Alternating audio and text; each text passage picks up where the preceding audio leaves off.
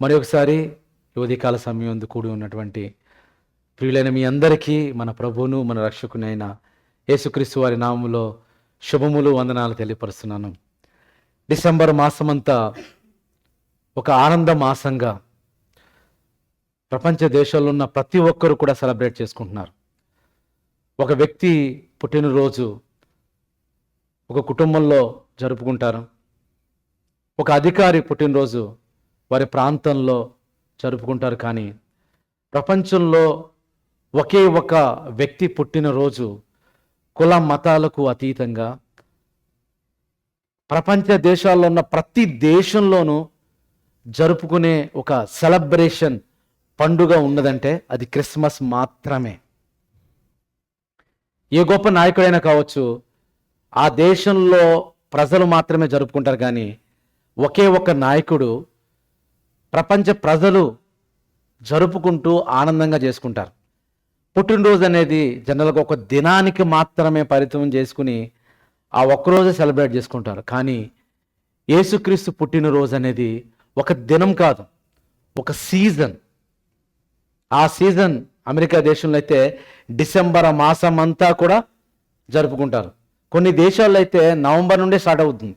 అదొక సీజన్గా, అదొక సెలబ్రేషన్గా కొన్ని నెలలు, కొన్ని వారాలు ఆయన యొక్క జన్మదినాన్ని పురస్కరించుకుని స్నేహితులతో గడపడము, అలాగే బంధుమిత్రులతో గడపడము, వాళ్ళతో డిన్నర్ పార్టీస్ అని సరదాగా గడపడం. అంత మాత్రమే కాకుండా కొంతమంది అయితే రీచ్ అవుట్ అవడము, ఏదో రకంగా ఈ సెలబ్రేషన్ అనేది ఒక డేగా కాకుండా ఒక సీజన్గా జరుపుకుంటున్నారంటే అది కేవలము క్రిస్మస్ మాత్రమే అని మనం గమనించాలి. క్రిస్మస్ మాత్రమే అంత గొప్పగా జరుపుకుంటున్నారు అంటే ఆ క్రిస్మస్లో కొన్ని గొప్పతనం ఏంటి, ఆ క్రీస్తులో గొప్పతనం ఏంటి, ఎందుకు క్రిస్మస్నే అంత గొప్పగా కుల మతాలకు అతీతంగా ప్రతి మనిషి ప్రపంచ దేశంలో ఉన్న ప్రతి మెజారిటీ పీపుల్ ఎందుకు జరుపుకుంటున్నారో ఈరోజు మనకి అర్థం కావాలి. నేను రీసెంట్గా కొంతమంది స్నేహితులతో నేను మాట్లాడడం జరిగింది. నేను గాస్పెల్ షేర్ చేస్తూ క్రిస్మస్ గురించి మాట్లాడుతూ నేను మా ఫ్రెండ్ సర్కిల్లో, అలాగే ఫ్రెండ్ సర్కిల్ కాని వారితో కూడా, హైందవులతో కొంతమందితో మాట్లాడుతున్నప్పుడు నాకు కొన్ని విషయాలు అర్థమయ్యి నాకు చాలా ఆశ్చర్యం అనిపించింది. అంటే ఒక వ్యక్తి గురించి గొప్పగా ప్రపంచ దేశాలన్నీ కూడా సెలబ్రేట్ చేసుకుంటే అదే వ్యక్తి గురించి వాళ్ళు చెబుతున్న మాటలు విన్నప్పుడు నాకు చాలా ఆశ్చర్యం అనిపించింది. ఏం చెప్తున్నారో తెలుసా? యేసు ప్రభువారు ఈ భూమి మీదకి వచ్చినది, లేకపోతే ఆయన గురించి చెప్పుకుంటారు కదా మీరంతా, ఇదంతా కల్పితమైన పాత్ర అంటున్నారు. ఎవరో 4వ శతాబ్దంలో పౌలు గారు గొప్ప వ్యక్తి, ఆయన కల్పించేదో రాసేశారు. అది రాసిన పాత్రను మీరు ప్రపంచ దేశాలన్నీ జరుపుకుంటున్నాయి అన్నారు. నాకు కొంచెం ఆశ్చర్యంగా అనిపించి ఇంకేం అనుకుంటున్నారు యేసు ప్రభు వారి గురించి చెప్పను అన్నప్పుడు వాళ్ళు చెప్పిన విధానం చాలా విచిత్రంగా అనిపించింది. ఎంత విచిత్రం అంటే ఆయన పాత్ర కల్పితమైన పాత్ర. అలాగే ఈ ప్రపంచంలో ఎవరైనా అసలు భార్య భర్త కలవకుండా ఎవరైనా పిల్లలు పుట్టరు. కానీ ఆయన వర్జిన్కి పుట్టారంటే మేము ఎలా నమ్మాలి? కానీ అక్కడ కూడా అనుమానించాలి అని వారు అన్నారు. అంత మాత్రమే కాదు, యేసు ప్రభు వారి గురించి బైబిల్లో 12 సంవత్సరాల నుండి 30 సంవత్సరాల వరకు ఎక్కడ కూడా చెప్పబడలేదు. ఆయన ఎక్కడికి వచ్చారంటే కాశ్మీర్ వచ్చి అక్కడ యోగుల దగ్గర, గురువుల దగ్గర జ్ఞానాన్ని నేర్చుకుని మరలా జెరూసలేం వెళ్ళి అక్కడ జ్ఞానాన్ని ఆయన బోధించారు. ఇప్పటికీ కాశ్మీర్లో యేసు ప్రభు వారి సమాధి ఉంది అనేసి కొన్ని పత్రికలు ఇవన్నీ కూడా చూసినప్పుడు నిజంగా యేసు ప్రభు వారి గురించి ఈ రీతిగా బురద జల్లే కార్యక్రమం, లేకపోతే ఒక తెలియకుండానే ఒక రాంగ్ పర్సెప్షన్ జనాల్లోకి వెళ్ళిందా అని విన్నప్పుడు, నేను విన్నాను అంతకు గురించి, కానీ నాకు తెలిసిన వ్యక్తులే, లేకపోతే నా చుట్టుపక్కల ఉన్న వాళ్ళే, స్నేహితులు అనిపడిన వాళ్ళు ఈ రీతిగా ఉన్నప్పుడు నాకు అనిపించింది అయితే ఇట్ ఇస్ టైం, నేను కంపల్సరీగా చెప్పాలని వాళ్ళందరితో ఒక 3 అవర్స్ వాళ్ళతో మాట్లాడాను. నేను 3 అవర్స్ మాట్లాడి యేసు ప్రభు వారి గురించి వాళ్ళ మైండ్లో ఆల్రెడీ నాటుకుపోయి ఉన్న ప్రతి దానికి సమాధానం చెప్పడం జరిగింది. సమాధానం చెప్పినప్పుడు ఆ తర్వాత వాళ్ళు చివరిలో సైలెంట్ అయిపోయి, నేను ఎన్నో ప్రశ్నించాను, ఎందుకంటే అన్ని గ్రంథాల గురించి కొంత అవగాహన ఉంది కాబట్టి, ఒక నిజమైన చరిత్రకారుని మీద బురద జల్లుతూ దాన్ని ప్రశ్నిస్తున్నారు. కానీ ఎన్నో చరిత్రల్లో, ఎన్నో గ్రంథాలలో అబద్ధాలుగా, కల్పితాలుగా చెప్పబడిన దాన్ని మాత్రం ప్రశ్నించట్లేదు. వాటిని మనం గుడ్డిగా నమ్ముతున్నాం కదా అని దాని గురించి ప్రశ్న చేసినప్పుడు నిజంగా వాళ్ళు సమాధానం చెప్పలేని పరిస్థితిలో ఉన్నారు. ఇవన్నీ ఆలోచన చేసినప్పుడు, మాట్లాడుతున్నప్పుడు అర్థమైనది ఏంటంటే, అసలు యేసు ప్రభు వారి గురించి క్రైస్తవులుగా ముందుకు మనకు తెలియాలి. ఎందుకంటే యేసు ప్రభు వారు ఎంత గొప్పవాడో, ఎంత ఉన్నతమైన వాడో అనేది క్రైస్తవ ఇతరులు వాళ్ళకి అర్థం కాదు. వాళ్ళు ఎవరిని చూస్తారు? క్రైస్తవం చూస్తారు, మనల్ని చూస్తారు. మనం చూసినప్పుడు మన జీవితాలు, మన ప్రవర్తన, మన భక్తి అనేది ఎదుటివాడిని ఆకర్షించే విధంగా ఉన్నప్పుడు మనల్ని చూసిన వాళ్ళు తప్పకుండా దేవుని కలిగిన ప్రజలు ఇంత గొప్పవాళ్ళు ఉంటారని వాళ్ళు ఆలోచన చేస్తారు. లేదంటే యేసుప్రభు వారు ఏదో ఒక చిన్నవాడుగా, లేకపోతే తక్కువవాడుగా, తక్కువ కులాలకు చెందినవాడుగా, ఏదో మతాన్ని ప్రారంభించిన వ్యక్తిగానే అనుకుంటారు. కానీ అసలు యేసుప్రభు వారు ఎంత మహానుభావుడు, ఎంత శక్తివంతుడు, చరిత్రలో, మానవ చరిత్రలో అసలు ఆయనకున్న చరిత్రకి ఎవరికి కూడా లేదు అన్నది మనం ఆలోచిస్తేనే అర్థమవుతుంది. లేకపోతే కేవలం ఎవరో చెప్పారు కదా అని చెప్పింది మనం వినబడితే, చెప్పింది ప్రతిదీ కరెక్టే చెప్పండి. ఎంతోమంది చెప్తారు, ఎంతోమంది యేసుప్రభు వారి గురించి బురద జల్లిన బోడు మంది ఉన్నారు. ఆయన ఆల్రెడీ పెళ్లి చేసుకున్నాడని. మరికొందరు అయితే ఏమని చెప్పారంటే, యేసుప్రభు వారి చరిత్ర నిన్నగాక మొన్నే కదండి, ఒక 2000 సంవత్సరాల క్రితమే ఆయన పుట్టాడు. కానీ అంతకుముందు ఎంతో చరిత్ర ఉంది, కొన్ని లక్షల కోట్ల చరిత్ర ఉంది. అంత గొప్ప చరిత్ర, సంస్కృతి కలిగిన వ్యక్తులు మనం. యేసుప్రభు వారు కేవలం 2 సంవత్సరాల క్రితమే కదా ఆయన పుట్టింది అని ఆయన చరిత్రను ఇంకా తక్కువ చేసి మాట్లాడేవారు ప్రియులరా ఈ సమాజంలో లేకపోలేదు. కాబట్టి ఇలాంటి మనుషుల మధ్య, సమాజం మధ్య ఉన్నప్పుడు మనం నమ్మిన యేసుప్రభు వారు ఎంత గొప్పవాడో ముందు మనకు అర్థం కావాలి. మనకు అర్థం కాలేదనుకోండి, మనం కూడా చాలా తక్కువగానే అనుకుంటాం, మనం కూడా చాలా తక్కువగానే మనం ఆలోచిస్తాం. కానీ మన నమ్మిన ప్రభు ఆయన ఒక సామాన్యమైన వ్యక్తిగా మీరు చూస్తున్నా ఆయన ఒక వ్యక్తి కాదు, ఆయన ఒక శక్తి, ఆయన ఒక మహానుభావుడు, మహనీయుడు, ఎంతోమందికి మార్గదర్శనాన్ని చూపించిన ఒక ఉన్నతమైన వ్యక్తి అని మనకు అర్థమవుతుంది. అందుకే ఈరోజు మనం ఆలోచింపచేస్తున్నటువంటి సందర్భము the arrival of the king, క్రీస్తు యొక్క రాక, రాజు యొక్క రాక. ఈ ప్రపంచంలో ఎంతోమంది రాజులు వచ్చారు, పుట్టారు, చనిపోయారు, వారి చరిత్ర ఆ సమాధితోనే ముగిసిపోతుంది. కానీ ఒకని చరిత్ర మాత్రము చాలా ఉన్నతమైన చరిత్రగా ఉంది. ఆయన పుట్టక ముందు రాయబడింది. కొన్ని 100 ప్రవచనాలు ఉన్నాయి. ఆ 100 ప్రవచనానుసారముగా ఆయన పుట్టాడు. ఆ తర్వాత పుట్టిన తర్వాత ఆయన యొక్క జీవితమే ప్రతి ఒక్కరికి ఒక ఆదర్శవంతంగా ఉన్న జీవితంగా ఉన్నది. ఆ తర్వాత మరణం తర్వాత కూడా చరిత్ర ఉన్న వ్యక్తి ఈ యొక్క ప్రపంచ చరిత్రలో ఉన్నారంటే అది యేసుక్రీస్తు వారి మాత్రమే, యేసుక్రీస్తు వారి యొక్క చరిత్ర మాత్రమే. కనుక అంత చరిత్ర కలిగి ఉన్న వ్యక్తి కనుకనే ఈరోజు యేసుప్రభు వారి యొక్క జన్మదినాన్ని పురస్కరించుకుని ఒక ప్రాంతంలో కాదు, అమెరికాలో కొన్ని ఫెస్టివల్స్ ఉంటాయి, కొన్ని సీజన్స్ ఉంటాయి, వారు మాత్రమే సెలబ్రేట్ చేసుకుంటారు. కెనడాలో కొన్ని బర్త్డేస్ కానివ్వండి, కొన్ని సెలబ్రేషన్స్ కానివ్వండి, వాళ్ళు మాత్రమే సెలబ్రేట్ చేసుకుంటారు.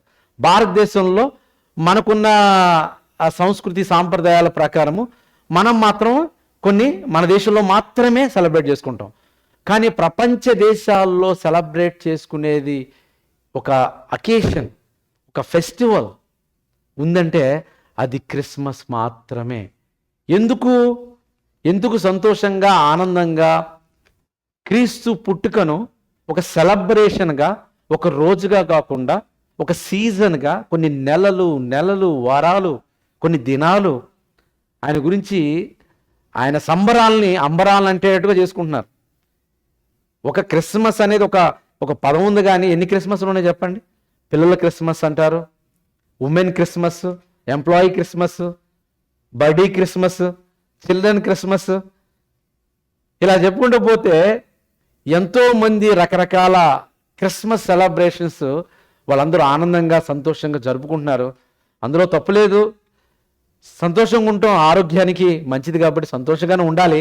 కానీ ఆ సంతోషం కేవలము ఒక ఆచారంగా ఉంటే కుదరదు. ఆచారంగా ఏదో పండుగ జరుగుతున్నారు కాబట్టి పండుగతో సరదాగా భోంచేసి హ్యాపీగా ఉండాలి అని ఒక ఆచారంగా కాదు, కానీ ఆ సంబరంలో ఉన్న గొప్పతనం మనం తెలుసుకోవాలి. ఆ సంతోషాన్ని నలుగురికి పంచే విధంగా మనం ఉన్నప్పుడే, ఆ క్రీస్తుని 10 మందికి పరిచయం చేసే విధంగా ఉన్నప్పుడే నిజంగా అది నిజమైన క్రిస్మస్గా సెలబ్రేషన్గా ఉంటుంది. నిజంగా యేసుక్రీస్తు పుట్టిన దినము అందరికీ ఆనందం అంటే అందరికీ సంతోషమే. ఒకసారి చూద్దాము లూకా సువార్త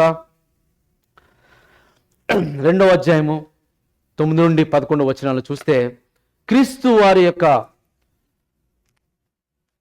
పుట్టుకను గురించి రాయబడినటువంటి ఒక గొప్ప మాట మనం అక్కడ చూద్దాం. లూకా సువార్త 2వ అధ్యాయం 9 నుండి 11 వచనాలు. ప్రభు దూత వారి యొద్దకు వచ్చి నిలిచెను.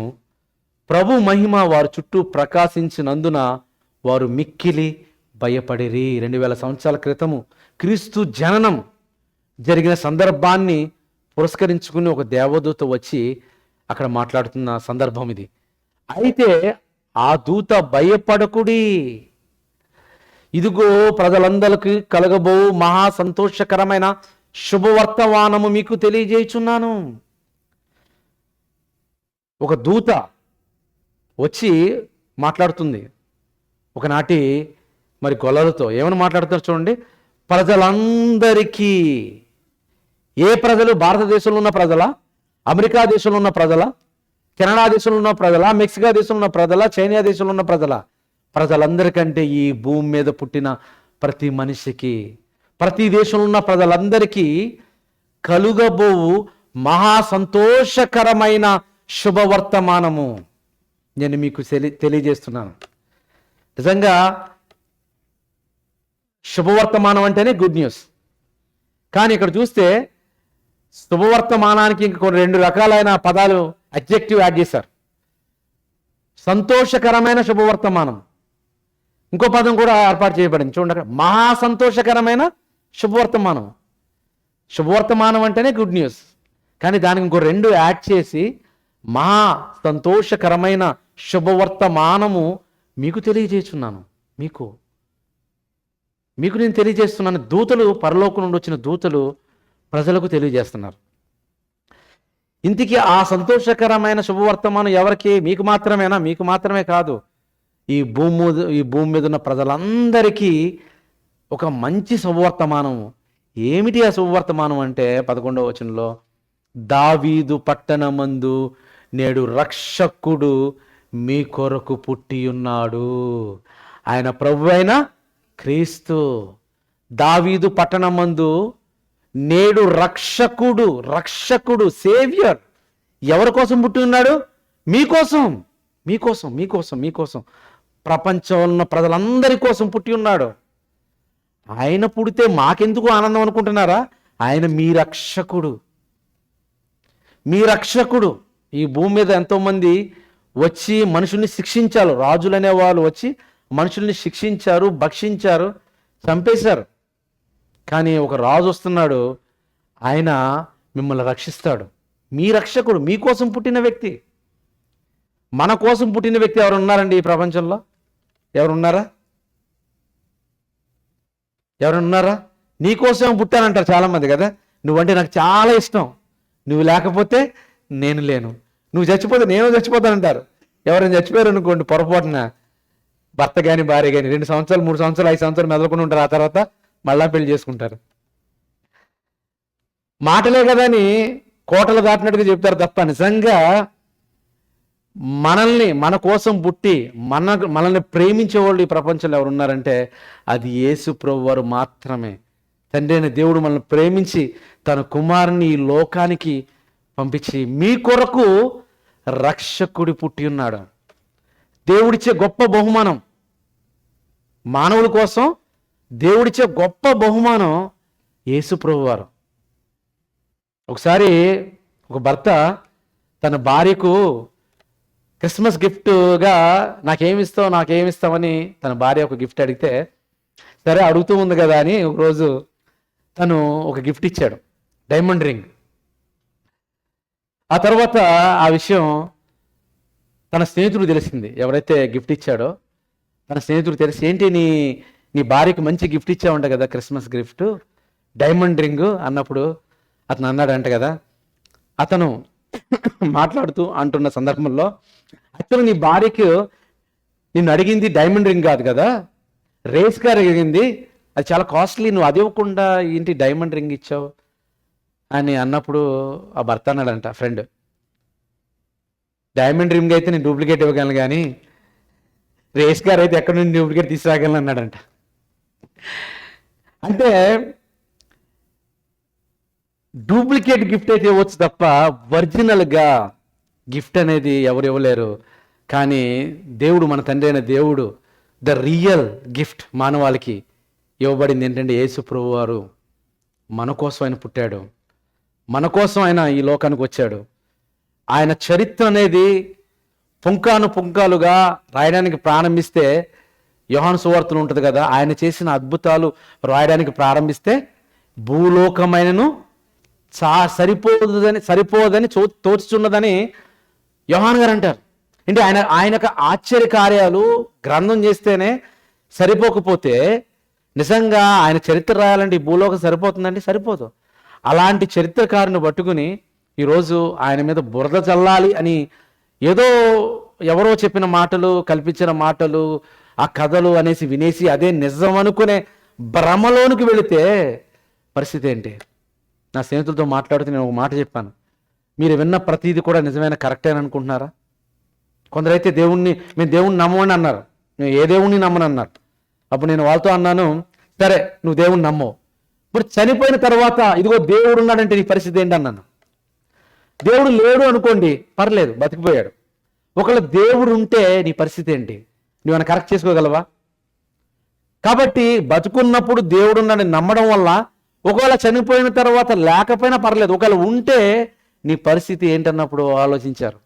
కాబట్టి నమ్ముకోవడంలో తప్పేం లేదు కదా. ఇది నమ్ముకోవాల్సింది నువ్వు ఆలోచించుకోవాలి, ఎవరో చెప్పారని కాదు, నువ్వు ఆలోచించుకోవాలి.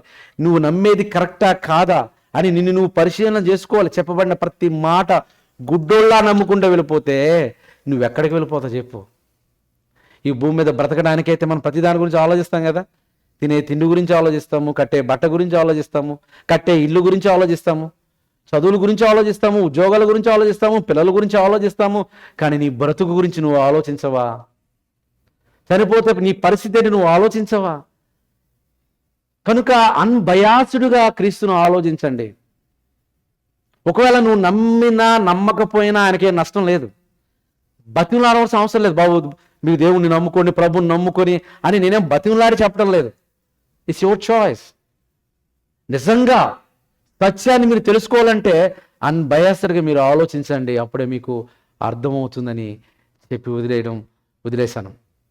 ప్రియులారా, మనం కూడా మన చుట్టుపక్కల మన స్నేహితుల్లో కానీ, మన బంధువుల్లో కానీ, మన మిత్రుల్లో కానీ, మన కలీగ్స్లో కానీ ఎంతోమంది క్రీస్తును, ఆయన యొక్క గొప్పతనాన్ని తెలియకుండానే ఆయన ఒక మత బోధకుడుగా చిత్రీకరించి పక్కన పెట్టడానికి ఇష్టపడుతున్నారు. కానీ నిజంగా ఆయన మీద చల్లే ప్రతి బురద అది వాస్తవము కాదు అని చెప్పాలంటే ఆయన ఎంత గొప్పవాడో మనం నమ్మాలి, మనకు అర్థం కావాలి.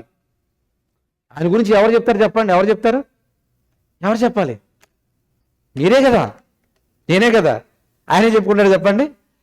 చీకటిల నుండి ఆశ్చర్యకరమైన తన వెలుగులోనికి పిలిచిన వాని గుణాతిశయములను ప్రచురము చేయు నిమిత్తము. ఒకప్పుడు చీకట్లో ఉన్నారు, ఒకప్పుడు లోకంలో ఉన్నారు, ఒకప్పుడు పాపంలో ఉన్నారు.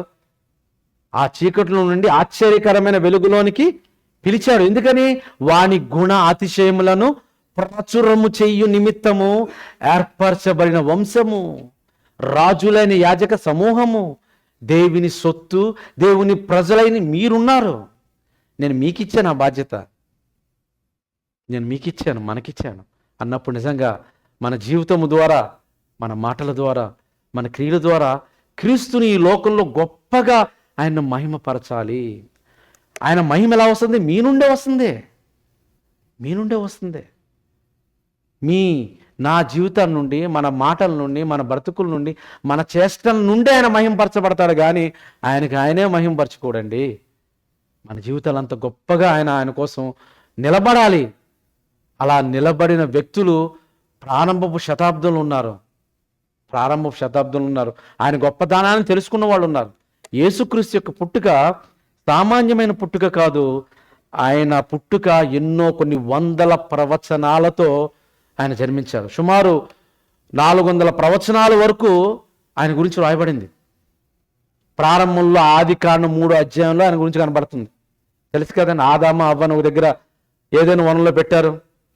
దేవునికి దూరం అయిపోయారు వాళ్ళు పాపం చేసి.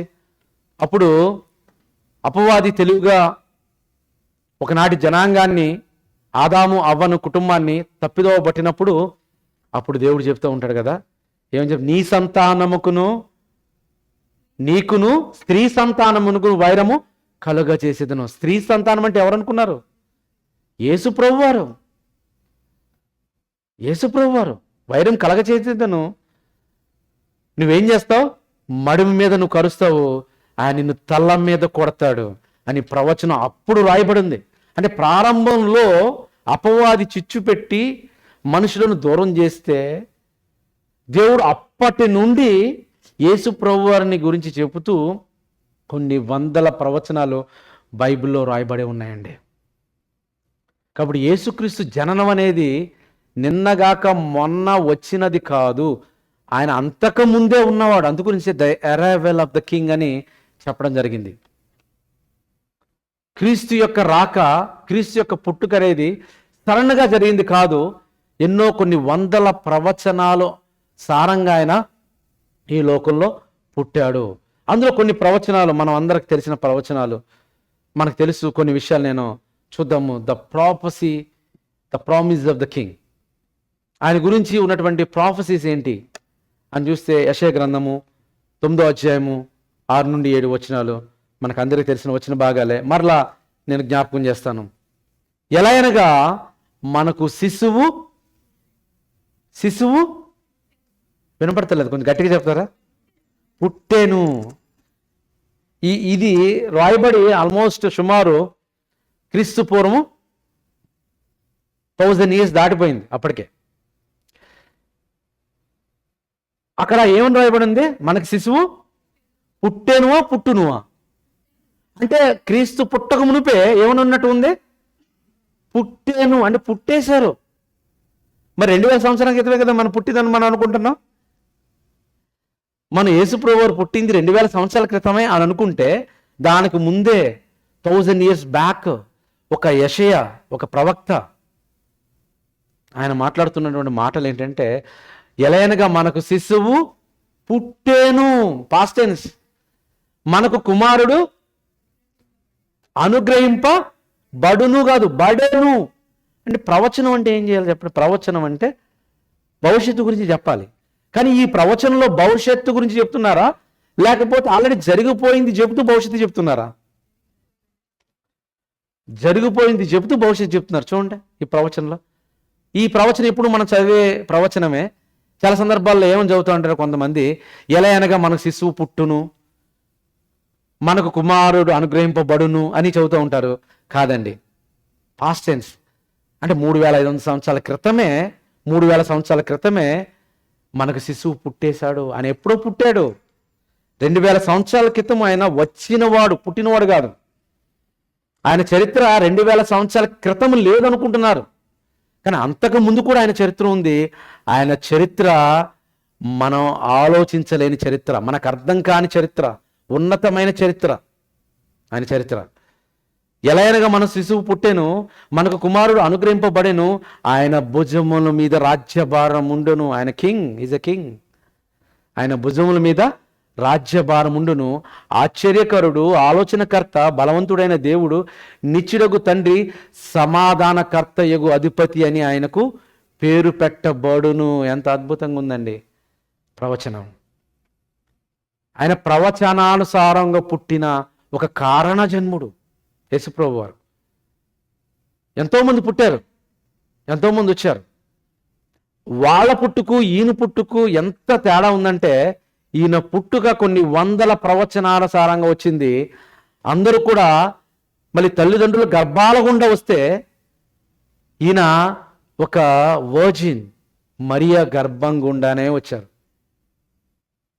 మరి ఆయన పుట్టుక ఆయన వస్తా అన్నారు కదా, ఇంతకీ ఆయన ఎలా వస్తారు? మానవాళికి మీరు ఇచ్చే సూచన ఏంటి అని అడిగితే, దేవుడు తండ్రి అయిన దేవుడు ఇస్తున్న సూచన ఇస్తారు. మనం చూద్దాము. అదే యెషయా గ్రంథంలో మనకు కనబడుతుంది, 7వ అధ్యాయంలో కనబడుతూ ఉంటుంది. మనం చూద్దాము.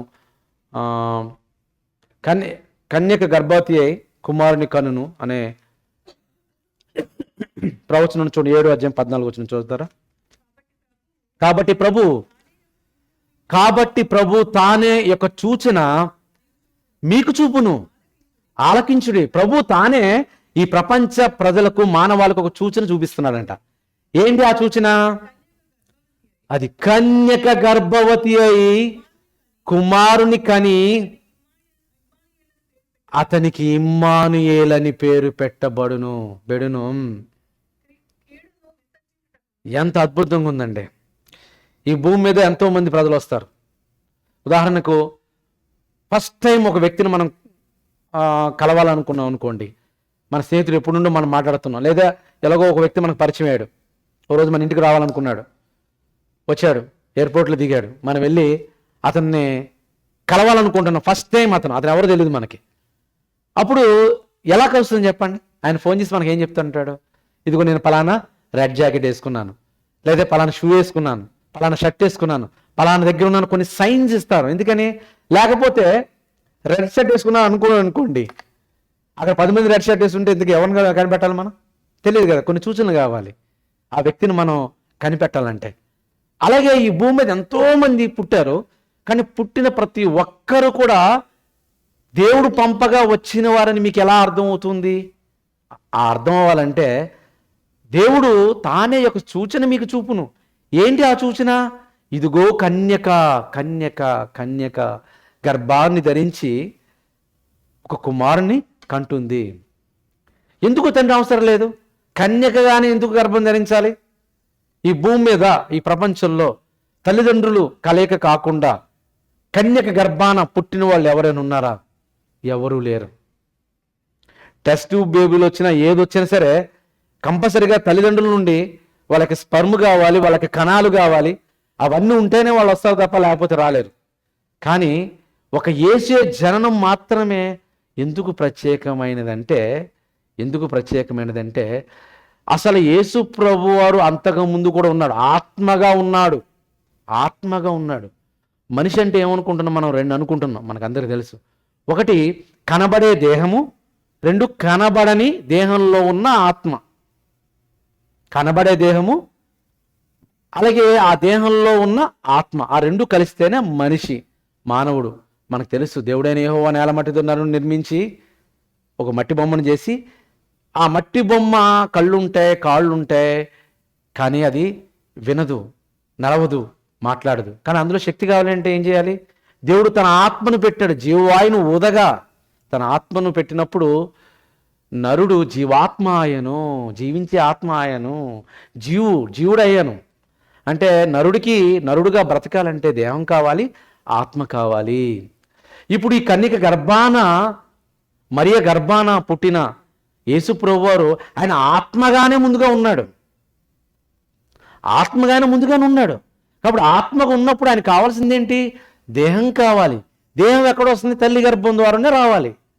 అందుకే తల్లి గర్భంలో దేహాన్ని ధరించుకుని ఆత్మకు ఈ భూమి మీదకి వచ్చాడు. మన పరిస్థితి అది కాదు.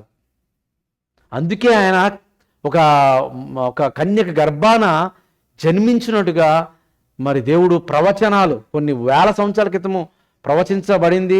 ఆ ప్రవచనానుసారంగానే ఆయన ఈ లోకానికి వచ్చాడో అందులో తప్పు పట్టడానికి వీలు లేదు. అది అర్థం కాక, మన జ్ఞానానికి తెలియక మనకు అర్థం కాని ప్రతిదీ కూడా తప్పుగా అనిపిస్తూ ఉంటుంది కదండి. మన జ్ఞానం ఎంత చాలా చిన్నది, అలాగే చెప్పబడిన ప్రతిదీ కరెక్ట్ అనుకుంటాం, కానీ పరిశోధించాం కదా. ఎవరో చెప్పారు కదా అని మనం గుడ్డిగా నమ్ముతున్నాం, కానీ అది ఎంతవరకు వాస్తవమో అని ఎందుకు పరిశీలిస్తాం చెప్పండి. అంత పరిశీలిస్తే నిజంగా ఎప్పుడో దేవుణ్ణి నమ్మేవాడివి, ప్రభువుని నమ్మేవాడివి.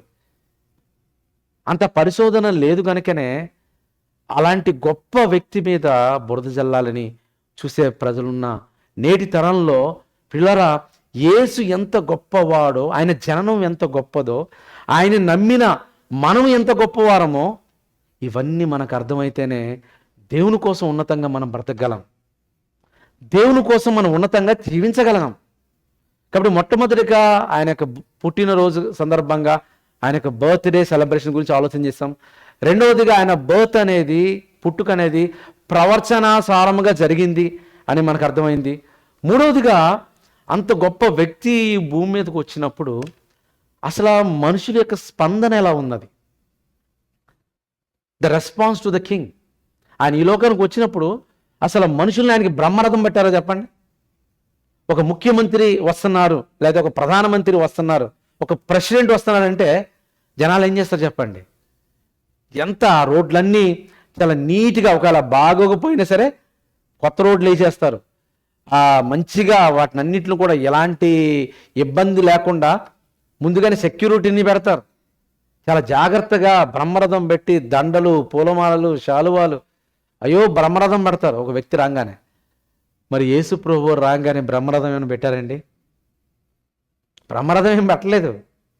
ఆఖరికి అవని అంతా కలుగజేసింది ఆయనే, కానీ ఆయన ఈ భూమి మీద పుట్టడానికి స్థలం కూడా లేకపోలేదు. స్థలం ఏం లేదు. స్థలం పుట్టిన తర్వాత కనీసం సత్రంలోనైనా వెళ్ళి తలదాచుకుందామని అంటే అక్కడ కూడా ఫుల్ అయిపోయింది. ఆఖరికి ఆ పుట్టిన బిడ్డను ఒక పశువుల తొట్టెలో పరుండ పెట్టిన పరిస్థితి అండి. అవని అంతా ఆయన కలుగజేశాడు, ఆయనకి మాత్రము స్థలం లేదు. స్థలం లేదు. ఆఖరికి ఆ దేశంలో ఏ ఇజ్రాయేల్ ప్రజల కోసమైతే ప్రవచనాలు ఉన్నాయో, ఏ ఇజ్రాయేల్ ప్రజల కోసమైతే గ్రంథము, పాత నిబంధన గ్రంథం ఇవ్వబడిందో, ఏ ఇజ్రాయేల్ ప్రజలలో యెషయా మొదలుకుని, జకర్యా మొదలుకుని, ఎంతోమంది భక్తులు, అబ్రహాం మొదలుకుని మా పితరుడు మా పితరుడు మా పితరుడు ఏమంటారండి ఇజ్రాయేల్ అందరూ కూడా, యూదులు మా పితరుడైన అబ్రహాం అని మీసం వేలేస్తూ ఉంటారు. వాళ్ళు మా పితరుడైన అబ్రహాంని గొప్పగా చెప్పుకుంటారు, మోషే మోషే అంటూ ఉంటారు. ఎవరైతే ఏ పితరుడైతే గొప్పవాళ్ళని వీళ్ళు అనుకుంటున్నారో ఆ మోషే కానీ, ఆ అబ్రహాం కానీ వీళ్ళందరూ ప్రవచించారు. వీళ్ళందరూ ప్రవచించారు బైబిల్లో. కానీ ఆ మాటలు కూడా వీళ్ళకి అర్థం కాలేదు ఇజ్రాయేల్కి. ఆయన డైరెక్ట్గా పుట్టినప్పుడు అక్కడ ప్రజలందరూ కూడా అర్థం కాలేదు. కానీ ఎక్కడో తూర్పు దేశపు జ్ఞానులండి, తూర్పు దేశపు జ్ఞానులు వాళ్ళు ఎలా స్పందించారో మనం చూద్దాము. వాళ్ళు డైరెక్ట్గా వాళ్ళు ఏం చేస్తున్నారు చూడండి. రాజైన హేరోదు దినములు యందు యోదయ బెత్లెహేము దేశపు బెత్లెహేములో యేసు పుట్టిన పిమ్మట ఇదిగో తూర్పు దేశపు జ్ఞానులు యెరూషలేము వచ్చి యూదుల రాజుగా పుట్టిన వాడెక్కడ ఉన్నాడు? ప్రశ్న. మత్తయి సువార్త 2వ అధ్యాయము 1 నుండి 11 వచనాలు. ఏమడుగుతున్నారండి? యూదులకు రాజుగా పుట్టిన వాడెక్కడా అని ఎవరితో చెప్తున్నాడు? రాజుతోనే చెప్తున్నారు. ఆ రాజుకి ఆశ్చర్యమైంది, నేను రాజుని కదా, నేను కింగ్ని, నేను రాజుగా ఉన్నప్పుడు మళ్ళా నాకు ఇంకొక కాంపిటీషనా, నాకు ఇంకొక రాజుగా పుట్టాడా? అదేంటి వీళ్ళెవరు అసలు? రాజ్యం నాది, ప్రజలు నా వారు, ధర్మశాస్త్రం ఇవన్నీ కూడా నాకు తెలుసు, నా కూటమిలో ఉన్న ప్రతి ఒక్కరు కూడా తెలుసు, కానీ మేము ఎప్పుడూ ఇది గమనించలేదే. కానీ ఎక్కడో తూర్పు దేశంలో ఉన్న జ్ఞానులు వచ్చి రాజుతోనే అంటున్నారు యూదులకు రాజుగా పుట్టిన వాడు ఎక్కడ అనగానే ఈయన కంగు తిన్నాడండి. కంగు తిని ఇంకా అడుగుతున్నారు, ఏంటి ఇంతకీ ఏంటి అన్నప్పుడు వీళ్ళు అడుగుతున్నారు చూడండి. మేము ఆయన నక్షత్రము చూచి, అంటే ఆయనకు నక్షత్రం ఉందా? ఉంది. ఆ నక్షత్రం ఈయనకు త్రోవ చూపింది వీళ్ళందరికీ. ఆ నక్షత్రము చూచి ఆయన పూజించ వచ్చితిమి అన్నప్పుడు ఏ రోజు రాజు ఈ సంగతి విని అతడును అతనితో కూడిన వారందరూ కూడా కలవరపడిరి. చూడండి అక్కడ, కలవరం పుట్టిందండి ఆ దేశంలో. రాజుకు, రాజ్యంలో ఉన్న ప్రతి ఒక్కరికి. ఎందుకు కలవరం? రాజుగా పుట్టా అన్నాడు. రాజుగా పుట్టా అనేటప్పటికి కలవరం. ఈయన రాజుగా అంగీకరించలేకపోతున్నారు. రాజు అంటే మన దృష్టిలో ఏంటి? గుర్రం ఉండాలి, సామ్రాజ్యం ఉండాలి, కిరీటం ఉండాలి. రాజు గర్భాన రాజే పుడతాడు కాబట్టి ఏమైనా కోటలో పుడితే రాజుగా మనం అంగీకరిస్తాం. ఎక్కడో పశువుల పాకలో, ఎక్కడో సామాన్యమైన కుటుంబంలో పుడితే ఆయన రాజుగాని మనం ఎలా అంగీకరిస్తాం చెప్పండి? మన శరీర సంబంధంగా పై వేషాలు చూస్తూ ఉంటాం కదా. ఈయనకి కలవరం పుట్టింది, సమాజానికి కలవరం పుట్టింది. అప్పుడు ఎంత తెలుగుగా మాట్లాడుతాం చూడండి. అతను వాళ్ళందరినీ పిలిచి, శాస్త్రుల్ని, పరిశీలన అందరినీ సమకూర్చి, ఇంతకీ మీరు గ్రంథాలన్నీ చదువుతున్నారు కదా, ఒకసారి మీరు గ్రంథాలు తిరగేసి ఆయన ఎక్కడ పుడతారో మీరు కనుక్కోండి అన్నప్పుడు వాళ్ళు గ్రంథాలు చదవడం స్టార్ట్ చేశారనమాట. అప్పుడు జకర్యాలో చెప్పబడిన ప్రవచనాలన్నీ చదివి వాళ్ళకి అర్థమైపోయింది, ఎస్ ఆయన యోదయ బెత్లెహేములోనే పుడతాడు, ఇక్కడే పుడతాడు ఆయన అన్నప్పుడు, నిన్ను పాలించు అధిపతి రాజు యోదయ బెత్లెహేములోనే పుడతాడు అన్న ప్రవచనాన్ని మరి అక్కడ ఉన్నటువంటి జ్ఞానులు వీళ్ళందరూ కూడా శాస్త్రులు ఎత్తి చూపించి ఆయనతో చెప్పినప్పుడు ఆయనకి అర్థమైపోయింది అనమాట, ఈయన పుట్టాడు నిజంగానే అని. వాళ్ళందరినీ పిలిచి జ్ఞానుల్ని, మీరు ఏం చేస్తారంటే మీరు వెళ్ళి ఆయన పూజించండి, పూజించి ఆయన ఎక్కడున్నాడో నాకు చెప్పను అన్నాడు. నేను కూడా వెళ్ళి పూజిస్తానని. అందుకేనండి నిజంగా చెప్పమన్నది. అందుకు కాదు, ఆయన ఎక్కడున్నాడో కనిపెడితే ఆయన కూడా చంపేయాలి అని.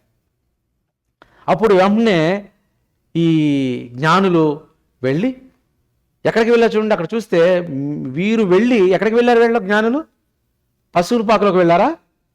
సినిమాల్లో లేకపోతే గ్రీటింగ్ కార్డులో పశువుల పాకకి వెళ్ళి చక్కగా అక్కడ జ్ఞానులు ఉన్నట్టుగా మనకు కనబడుతుంది. పశువుల పాకలో కాదండి, ఎక్కడ ఉంది చూడండి 8వ వచనంలో. వీరు వెళ్ళి ఆ శిశువు విషయమై జాగ్రత్తగా విచారించి తెలుసుకుని నాకు చెప్పండి అని చెప్పినప్పుడు, అప్పుడు వీళ్ళు ఎక్కడికి వెళ్ళారు అని అంటే, ఆ జ్ఞానులు కింద వచనంలో ఉంటుంది, మీరు ఆలోచిస్తే 10వ వచనంలో, వారు ఆ నక్షత్రము చూచి అత్యానంద భరితులై ఇంటిలోనికి వచ్చి. ఇంటిలోనికి అంటే జ్ఞానులు ప్రయాణమై మొదలుకొని ఆ ఇంటిలోనికి వెళ్ళేంత వరకు ఎన్ని దినాలు పట్టింది అనుకున్నారు? 1 రోజు 2 రోజులు కాదండి, సుమారు 2 సంవత్సరాలు చెప్పాలంటే మన భాషలో. అందు గురించే కదా ఏ రోజు 2 సంవత్సరాల లోపున్న ప్రతి బిడ్డను, మగ బిడ్డను చంపేయండి అని ఆజ్ఞిస్తాడు. అప్పటికప్పుడు జరిగిన సందర్భం కాదు, కొన్ని నెలలు ప్రయాణం చేశారు. నిజంగా వీళ్ళు ఎందుకు జ్ఞానులు అన్నారంటే, వీళ్ళ జ్ఞానులు అని బైబిల్ ఎందుకు సంబోధించిందంటే, వాళ్ళు ఇన్ని దినాలు ప్రయాణం చేశారండి యేసు ప్రభువును చూడడానికి. నిజంగా వాళ్ళు నిజంగా మన జ్ఞానులు అనాలి. ఎందుకంటే ఏ ధర్మశాస్త్రం అయితే ఇవ్వబడిందో ఆ ధర్మశాస్త్రము అక్కడున్న ప్రజల దగ్గరికి యేసు ప్రభువు వస్తే ఎవరు పట్టించుకోలేదు, ఎవరికి అర్థం కాలేదు. కానీ వీళ్ళు ఎక్కడో తూర్పు దేశంలో ఉన్న వారు ఆయన నక్షత్రం చూసి, ఈ నక్షత్రం జరిగిందంటే ఈయన ఎవరో గొప్ప ప్రవక్త, గొప్ప వ్యక్తి అని వీళ్ళు కనిపెట్టి వాళ్ళు ప్రయాణం అయ్యారండి. 1 రోజు 2 రోజుల ప్రయాణం కాదు, 1 రోజు 2 రోజుల ప్రయాణం కాదు, కొన్ని నెలల ప్రయాణం. పూర్వకాలం ముందు ప్రయాణం ఎలా జరుగుతుందండి? ఎడ్ల బళ్ళు, లేకపోతే బళ్ళు, గుర్రపు బళ్ళు అవన్నీ వేసుకుని వాళ్ళు తినడానికి కావాల్సిన సామాగ్రి అంతా లోపలేసుకుని వాళ్ళు వెళుతూ మధ్య మధ్యలో విశ్రాంతి తీసుకుని ఎంతో కష్టంగా ప్రయాణం చేసేవాళ్ళు. వీళ్ళు కూడా అలాగే ప్రయాణం చేశారు. నిజంగా అన్ని నెలలు ప్రయాణం చేయవలసిన అవసరం ఏమైనా ఉందా? ఆ సమయాన్ని జ్ఞానులు కదా, ఆ సమయాన్ని వాళ్ళ కుటుంబాలకి ఇవ్వచ్చు, ఆ సమయాన్ని వాళ్ళ వ్యాపారాలకు ఇవ్వచ్చు, ఆ సమయాన్ని వాళ్ళ దేశానికి ఇవ్వచ్చు, ఆ సమయాన్ని వాళ్ళ కోసం వాళ్ళు స్పెండ్ చేసుకోవచ్చు. చేశారా? ఎక్కడో ఒక రాజు పుట్టాడు, ఆ రాజు మహానుభావుడు అని నిజంగా ఆయన్ను చూడ్డానికి ఎంతో సమయం తీసుకుని, కష్టం తీసుకుని వాళ్ళు వెళ్ళి ఆ రాజు దగ్గరికి వెళ్ళి, ఆ దేశపు రాజు దగ్గరికి వెళ్ళి మాట్లాడారంటే నిజంగా ప్రియులారా వాళ్ళు జ్ఞానులు. యేసు చూడడానికి వాళ్ళ సమయాన్ని, వారి ధనాన్ని, వారి కష్టాన్ని యేసు కోసం పెట్టడానికి సిద్ధపడి ప్రయాణం చేసిన వారు జ్ఞానులు. అక్కడున్న వాళ్ళందరూ కూడా అజ్ఞానులు. అందుగురించే ఆయన చంపాలని, ఆయన ఇబ్బంది పెట్టాలని చూశారు. అప్పుడు దేవదూత వచ్చి వాళ్ళని వేరే ద్వారం గుండా పంపించినట్టుగా మనం చూస్తుంది. ప్రియులారా, యేసు పుట్టినప్పుడు వాళ్ళ యొక్క స్పందన ఎలా ఉందంటే, ఆ ప్రజల స్పందన చాలా విచిత్రంగా ఉంది. ఆయన్ను ఆదరించలేదు, ఆయన ఆహ్వానించలేదు, కానీ జ్ఞానులు ఆహ్వానించారు. ఈరోజు మన జీవితంలో యేసుప్రభువు వారు పుట్టారు.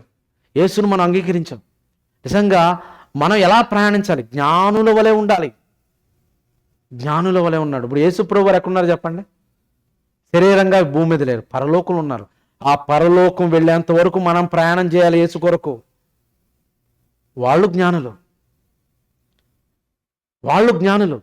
యేసు కోసం మన సమయాన్ని, మన కష్టాన్ని, మన త్యాగాన్ని నిజంగా మనం ఆయన కోసం మనం చేసినప్పుడు వాళ్ళు జ్ఞానులు ఉంటారు తప్ప, ఈ లోకంలో తమ కోసం బ్రతికిన వాళ్ళు జ్ఞానులు ఎందుకు ఉంటారు చెప్పండి? వాళ్ళు జ్ఞానులు, వాళ్ళు జ్ఞానులు. అందుకే యేసుప్రభువు వారు లేకపోతే భక్తులు వీళ్ళందరూ కూడా చెప్పారు, మీరు దినములు చెడ్డవి గనుక సమయమును పోనివ్వక అజ్ఞానుల వలె గాక జ్ఞానుల వలె నడుచుకునండి అని వాక్యం సెలవిస్తూ ఉంది. ఈరోజు మనం ఎలా నడుచుకోవాలంటే జ్ఞానుల వలె నడుచుకోవాలి. ఈ తూర్పు దేశపు జ్ఞానులను గమనించి వాళ్ళ జీవిత పాఠాలను నేర్చుకుని మనం కూడా వారి వలె జ్ఞానులుగా ఈ భూమి మీద బ్రతకాలి ప్రియులారా. మూడవదిగా, ఆ తర్వాత నాలుగవదిగా నేను ముగిస్తాను. నాలుగవదిగా చూస్తే, యేసుక్రీస్తు పుట్టినవాడని చాలామంది అనుకుంటున్నారు. పుట్టినవాడు కాదు, ఆయన వచ్చినవాడు. ఆయన చరిత్ర 2000 సంవత్సరాల క్రితమే లేదు, అంతకు ముందు కూడా ఆయన చరిత్ర ఉంది. ఇది మీరు గమనించాలి. ఒక వచనం నేను చూపిస్తాను. హెబ్రీ రాసిన పత్రిక 10వ అధ్యాయము 5 నుండి 10 వచనాలు చదివితే అక్కడ ఒక మాట మనకి కనబడుతుంది. 5వ వచనం, కాబట్టి ఆయన ఈ లోకమందు ప్రవేశించినప్పుడు అనే పదం ప్రయోగించబడింది చూడండి. ఆయన ఈ లోకమందు ప్రవేశించినప్పుడు అనుందా, పుట్టినప్పుడు అనుందా? ఉదాహరణకి ఆ డోర్ అవతల ఎవరైనా ఉండి ఆయన డోర్ తీసుకుని లోపలికి ప్రవేశించినప్పుడు అంటే అర్థం ఏంటి? ఆయన అటేపును ఉన్నాడు కాబట్టే తీసుకుని వచ్చాడు, అంతే కదా. అలాగే ప్రవేశించాడంటే అంతకుముందు ఉన్నాడు, అంతకుముందే ఉన్నాడు, అంతకుముందే పుట్టినవాడు. కనుక ఆయన ఈ లోకమందు ప్రవేశించినప్పుడు అంటే ఆయన పుట్టినవాడు కాదు, ఆయన వచ్చినవాడు అని ఆలోచించాలి. మరి వచ్చినవాడు చాలామంది కొంతమంది ఏమంటున్నారంటే, యేసుప్రభువు వారు 12 సంవత్సరాల నుండి 30 సంవత్సరాల వరకు ఆయన వాక్యంలో లేదు కదా అని అంటూ ఉంటారు. వాక్యంలో లేదని ఎవరు చెప్పారు? వాక్యంలో లేదని ఎవరు చెప్పారు చెప్పండి? ఎవరు నమ్ముతారా? ఎవరైనా వాక్యంలో లేదండి, ఆధారం లేదని ఎవరైనా అంటారా? అలా అనడానికి వీల్లేదు. వాక్యంలో ఉంది. ఆయన ఎక్కడున్నాడు ఏంటి అనేది ఇప్పుడు నేను చూపిస్తున్నాను, ఒకసారి మీరు చూడండి. ఆయన ఏదో కాశ్మీర్ వచ్చి యోగుల దగ్గర గురువుల దగ్గర నేర్చుకోలేదు. ఆయన ఎక్కడున్నాడు, ఆయన ఏం చేస్తున్నాడు, ఆయన ఎందుకున్నాడు, ఇవన్నీ కూడా బైబిల్లోనే ఉన్నాయి. నేను మీకు కొన్ని వచనాలు నేను వాక్యానుసారంగా చూపించాలని ఇష్టపడుతున్నాను. మీరు చూద్దాము. ఒకసారి చూస్తే లూకా సువార్త 3వ అధ్యాయము 23వ వచనం నుండి మనం చూద్దాం. ఆయన ఎక్కడున్నాడు 12 నుండి 30 సంవత్సరాల వరకు చూస్తే, యేసు బోధింప మొదలు పెట్టినప్పుడు ఆయన దాదాపు 30 ఏండ్లు ఈడు గలవాడు. యోసేపు కుమారుని ఎంచబడిన దావీదు అంటే యోసేపు గురించి మాట్లాడుతూ, అలాగే యేసు ప్రభువు వారి గురించి మాట్లాడుతూ ఆయన ఎప్పుడు మొదలు పెట్టాడంట బోధ? 30 సంవత్సరాలప్పుడు మొదలు పెట్టాడు. చాలా జాగ్రత్తగా విషయాన్ని, ఒక మంచి విషయాన్ని ఇక్కడ మీకు చెప్తాను. మరి ముందే మొదలు పెట్టొచ్చు కదా. ఎప్పుడు 30 సంవత్సరాలప్పుడు ఎందుకు మొదలు పెట్టాడు ఆయన? ఎందుకు మొదలు పెట్టాడు 30 సంవత్సరాలప్పుడు? మరి 30 సంవత్సరాల వరకు ఎక్కడున్నాడు ఆయన? ఎందుకు మొదలు పెట్టలేదు? ఆయన ఎక్కడున్నాడు? ఈ విషయం బైబిల్ చెప్పలేదని చాలామంది అనుకుంటున్నారు. మన క్రైస్తవులు కూడా అనుకుంటున్నారు. అది కరెక్ట్ కాదు. బైబిల్లో చెప్పబడింది. అవి ఎలా అర్థం చేసుకోవాలి? ఈరోజు కొన్ని విషయాలు చెప్తున్నాను. 30 ఏండ్ల నుండి ఆయన సేవ ప్రారంభించాడు. ఆయన బోధింప మొదలు పెట్టినప్పుడు ఉంది. మరి అప్పుడు వరకు ఎక్కడున్నారంటే జెరూసలేంలోనే ఉన్నారు, ఎక్కడికి వెళ్ళలేదు. ఎక్కడున్నారు అంటే చూడండి. అందుకే బైబిల్ అదే లూకా సువార్త 2వ అధ్యాయము 51 నుండి 52 వచనం చూస్తే, ఆయన వారితో కూడా బయలుదేరి నజరేతుకు వచ్చి, అని 12 సంవత్సరాలు ఈడప్పుడు నజరేతుకు వచ్చి వారికి లోబడి ఉండెను. అంటే 30 సంవత్సరాల వరకు తల్లిదండ్రులకు లోబడి ఉన్నాడు, తల్లిదండ్రులతో ఉన్నాడు, తల్లిదండ్రులకు సహాయం చేశాడు. ఆయన వయస్సు, బుద్ధి యందు, జ్ఞానమందు, దేవుని దయందు, మనుష్యుల దయందు వర్ధిల్లుచూ ఉన్నాడు. 30 సంవత్సరాల వరకు ఆయన అక్కడే ఉన్నాడు. జెరూసలేం వెళ్ళలేదు. ఇది వాక్యం సెలవిచ్చింది. ఇలాగ అనాలసిస్ చేయాలి. కానీ ఎవరో చెప్పారు కదని బైబిల్లో కూడా లేదు అని అనడానికి వీలు లేదు. ఆయన ఎక్కడున్నాడంటే 30 సంవత్సరాల వరకు నజరేతులోను జెరూసలేంలోను తల్లిదండ్రులకు లోబడుతూ ఆయన జ్ఞానముందు వయస్యందు దేవుని దయందు మనుషుల దయందు వర్ధిల్లుతూ ఎదుగుతూ కుటుంబముతో ఉండి వాళ్ళకి సహకారుగా ఉన్నారు యేసు ప్రభువారు. మరి 30 సంవత్సరాలు వచ్చినప్పుడు ఎందుకు వచ్చాడు? చాలామందికి ప్రశ్న. 30 సంవత్సరాలు వచ్చినప్పుడు ఎందుకు వచ్చారంటే పాత నిబంధన ప్రకారము, చాలా జాగ్రత్తగా ఆలోచించండి, పాత నిబంధన ప్రకారము మందిరములో సేవా కార్యక్రమాలు చేయాలంటే వయసు ఎంత ఉండాలి తెలుసా? ఎంత ఉండాలండి? 30 సంవత్సరాలు ఉండాలి. ఎక్కడుందంటారా? ఒకసారి చూద్దాం. ఆ వచనాన్ని కూడా మీకు చూపిస్తాను. సంఖ్యాకాండము 4వ అధ్యాయము 3వ వచనము. సంఖ్యాకాండము 4వ అధ్యాయం 3వ వచనము. 30 ఏండ్లు మొదలుకొని 50 ఏండ్ల వరకు ప్రాయము కలిగి ప్రత్యక్షపు గుడారములో పని చేయుటకు సేనగా చేరగల వారందరినీ సంఖ్యను రాయించుము అని చెప్తున్నాడు. చూడండి, అంటే 30 సంవత్సరాల ముందు నిండాలి ధర్మశాస్త్ర ప్రకారం. అందుకే ఆయన 30 సంవత్సరాల వరకు ధర్మశాస్త్రాన్ని అనుసరించిన ఆయన, దాన్ని నెరవేర్చిన ఆయన, అప్పటి వరకు తల్లిదండ్రులతో ఉండి వారికి లోబడి వాళ్ళ పని చేసి వాళ్ళ సహకారుగా ఉండి ఆయన ఎదుగుతూ 30 సంవత్సరాలు వచ్చిన తర్వాత ఆయన బోధింప మొదలుపెట్టాను. కాబట్టి ఆయన ఎక్కడికి వెళ్ళలేదు. ఇది జ్ఞాపకం పెట్టుకోండి, ఎవరైనా అడిగినా చెప్పడానికి అవకాశం ఉంటుంది. కాబట్టి యేసు పుట్టినవాడు కాదు, ఆయన వచ్చినవాడు. ఆయన చరిత్ర ఎలాంటి చరిత్ర అంటే ఈ లోకాన్ని పుట్టించక మునిపే ఆయన ఉన్నాడు. ఒక వచనాన్ని నేను చూపిస్తాను. కొలసి రాసిన పత్రిక 1వ అధ్యాయము 15 నుండి 17 వచనాలు. దయచేసి ఎవరైనా చదవండి అమ్మా, నేను ముగిస్తాను. చివరిలో ఉన్నాం మనం. కొలసి రాసిన పత్రిక 1వ అధ్యాయము 15 నుండి 17 వచనాలు. యేసు యొక్క గొప్పతనం, యేసు ఎలాంటి వ్యక్తో మనకు తెలియాలంటే ఇక్కడ ఆయన గురించి రాయబడి ఉన్నది. అది యేసు ప్రభువు ఎవరంటే అదృశ్య దేవుని స్వరూపి అయి ఉండి సర్వ సృష్టికి ఆది సంభూతుడు. అంటే ఈ లోకంలో నువ్వు సృష్టింపక మునుపే ఆయన ఉన్నాడు, ఆది సంభూతుడు.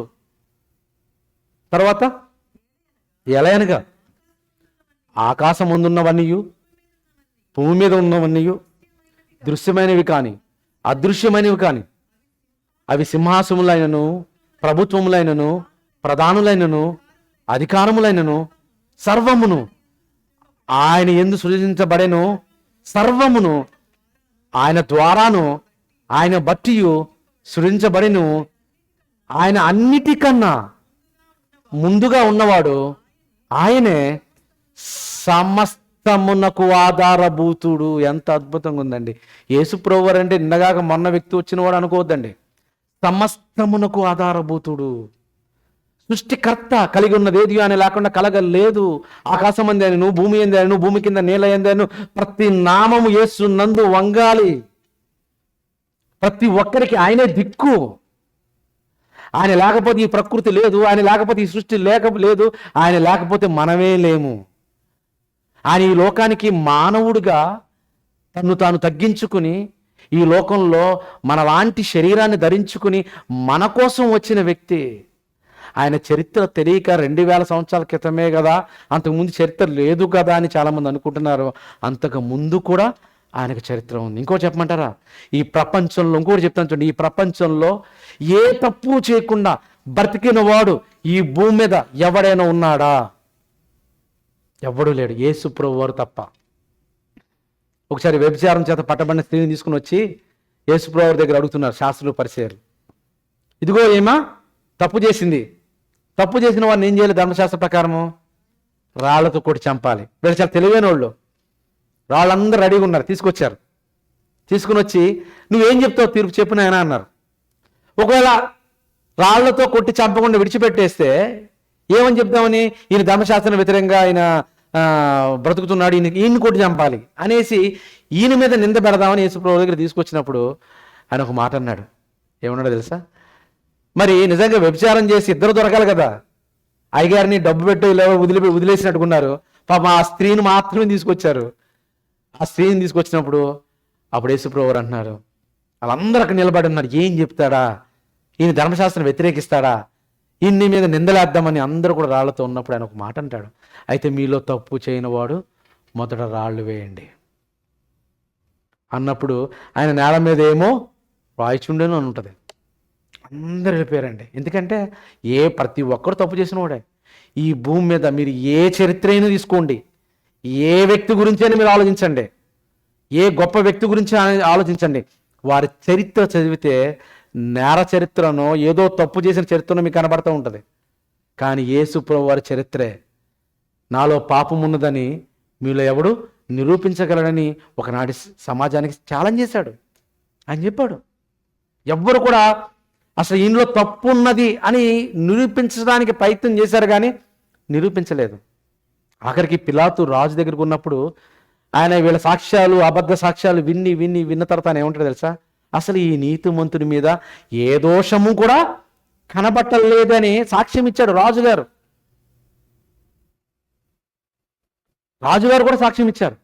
కానీ ఈ భూమి మీద దేవుళ్ళు అనబడిన వాళ్ళు, దేవతలు అనబడిన వాళ్ళు, మనిషి చరిత్రలో ప్రతి వారు కూడా తప్పు చేశారు. కానీ ఈ తప్పు చేయలేని వ్యక్తి ఎవరు ఉన్నారంటే యేసు ప్రభు వారు మాత్రమే. అందుకే బైబిల్ సెలవిస్తుంది, ఏ భేదం లేదు, అందరూ పాపము చేసి దేవుడు అనుగ్రహించిన మహిమను పొందలేకపోతున్నారు. అంటే ఈ భూమి మీద పుట్టిన ప్రతి ఒక్కరు, అందరూ అంటే ప్రతి ఒక్కరు పాపము చేసి దేవునికి దూరం అయిపోయారు. పాపము చేసి దేవునికి దూరం అయిపోతే దేవుడు మానవాళి కోసము ఇవ్వబడిన గిఫ్ట్ ఏంటంటే యేసు ప్రభు వారు. యేసు ప్రభు వారు ఎందుకు ఈ లోకానికి వచ్చారు? పాపము దేవునికి దూరం చేస్తే ఆ పాపము తీసివేసి దేవునికి దగ్గర చేసి దేవునితో స్పందింప చేసి సమాధానంగా ఉంచడం కోసమే యేసు ప్రభు వారు వచ్చారు. అదే క్రిస్మస్. యేసు ప్రభు వారు ఎందుకు వచ్చారు అనుకున్నారు? చూస్తారా? ఒకసారి చూద్దాం. 2 వచనాలు చదివి నేను ముగిస్తాను. The purpose of his arrival. ఆయన ఎందుకు పుట్టాడు అని అంటే మనకందరూ బాగా తెలిసిన వచనమే, యోహాను సువార్త 3:16 వచనం. దేవుడు లోకంను ఎంతో ప్రేమించను, కాగా తన అద్వితీయ కుమారునిగా పుట్టిన వాని యందు విశ్వాసం ఉంచు ప్రతివాడు నశింపక నిత్య జీవం పొందినట్లు ఆయనను అనుగ్రహించెను. 1 యోహాను 4:14 వచనం. 1 యోహాను 4:14 వచనం. యేసు ప్రభువారు ఎందుకు ఈ లోకానికి వచ్చాడు? ఎందుకు ఈ లోకానికి వచ్చాడంటే మనిషికి రక్షణ లేదు, మనిషి బ్రతుకు మార్పు లేదు. అందుకే అక్కడ వాక్యం ఏముంటుందంటే చివరికి వచ్చిన చదివి నేను ముగిస్తాను. 1 యోహాను 4:14 వచనము. మరియు తండ్రి తన కుమారుని లోకరక్షకుడుగా ఉండుటకు పంపిండుట మేము చూచి సాక్ష్యం ఇచ్చుచున్నాము. శిష్యులు చెప్తున్నారు, మేము చూచి సాక్ష్యం ఇచ్చుచున్నాము. ఎందుకు ఆయన ఈ లోకానికి వచ్చాడు? లోకరక్షకుడుగా, నీకు రక్షకుడుగా, నాకు రక్షకుడుగా, పాపము చేత బంధింపబడిన మనల్ని విముక్తి చేసి దేవునితో సమాధానాన్ని పరచడానికి వచ్చిన వాడుగా ఆయన వచ్చాడు.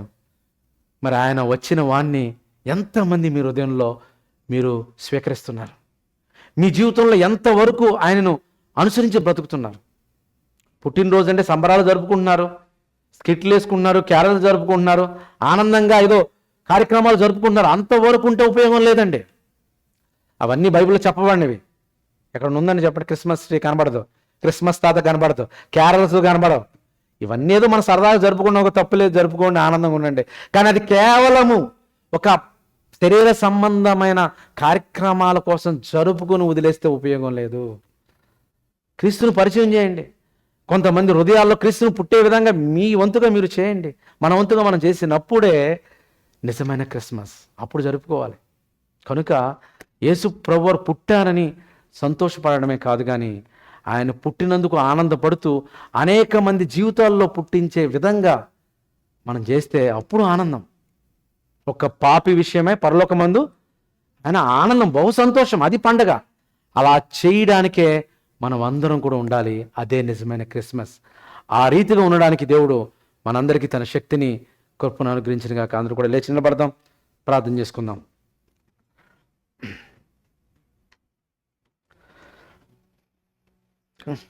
కళ్ళు మూసుకోనండి.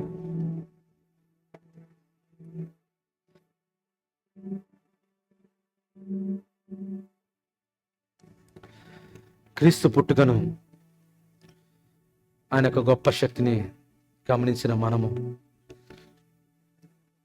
ఒక్కసారి ఆలోచించేయండి. మన హృదయంలో ఆయన పుట్టాలి, మన జీవితంలో పుట్టాలి, మన బంధుమిత్రుల, స్నేహితుల, రక్త సంబంధికుల జీవితాల్లో ఆయన పుట్టాలి. అదే నిజమైన క్రిస్మస్.